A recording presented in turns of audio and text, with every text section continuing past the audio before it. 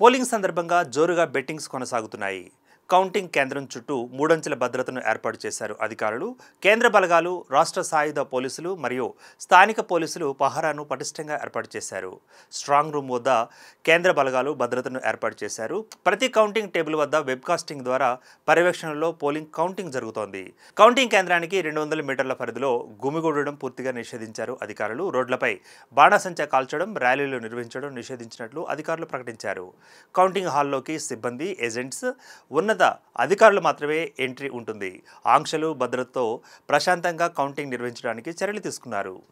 ఇక కోట్ల విజయభాస్కర్ రెడ్డి స్టేడియానికి మాగంటి సునీత, నవీన్ యాదవ్, లంకల దీపక్ ఇతర అభ్యర్థులు చేరుకున్నారు. తామే ఈ బైపోల్లో విజేతగా నిలవాలని ఆలయాలకు వెళ్లి అభ్యర్థులు పూజలు చేశారు. బల్కంపేట ఎల్లమ్మ ఆలయంలో నవీన్ కుమార్ యాదవ్ పూజలు చేయగా, మాదాపూర్ సుబ్రహ్మణ్య ఆలయంలో మాగంటి సునీత పూజలు చేశారు. ఈ మేరకు పోలింగ్ ప్రారంభమైంది.